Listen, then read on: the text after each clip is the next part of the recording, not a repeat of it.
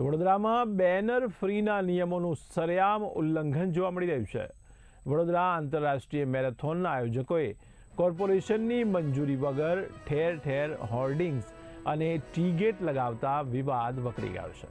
તો paver block અને road તોડીને હોર્ડિંગ્સ અને ટી ગેટ લગાવવામાં આવ્યા છે। આ ઘટનાને પગલે નાગરિકોમાં રોષ જોવા મળી રહ્યો છે। તો વિપક્ષે પણ શાબ્દિક વાર કરવાની તક ગુમાવી નથી।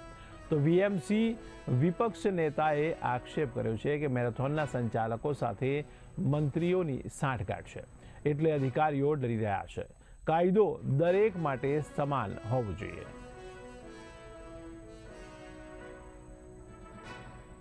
એવું છે કે કોની કેટલી લાગવગ છે એના ઉપર ધ્યાન કેન્દ્રિત થાય છે। એક સામાન્ય નાગરિક કોઈ ધર્મનો બી પોસ્ટર લગાડે તો કાઢવા જતા રહે છે। અમારા રાહુલ ગાંધી આવ્યા તો અમારે હજુ પહોંચ્યા નથી, એના પહેલાં તો બેનર કાઢી ગયા, અને એમના નેતા આવે તો બેનર નથી નીકળતા।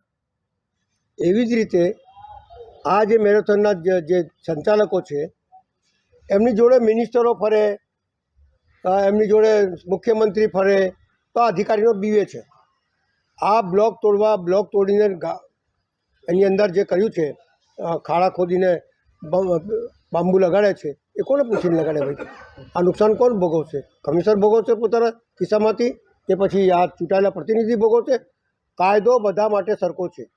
કાયદો જો મને લાગતું હોય તો સામાન્ય નાગરિકને બી લાગે, અને મોટા સ્પેસિફિક ઇવેન્ટ હોય અને અમારી પરમિશન ના લીધી હોય અને છતાં હોર્ડિંગ કેવું લગાડ્યું હોય તો તંત્ર દ્વારા એને દૂર કરવાની કામગીરી કરવામાં આવતી હોય છે।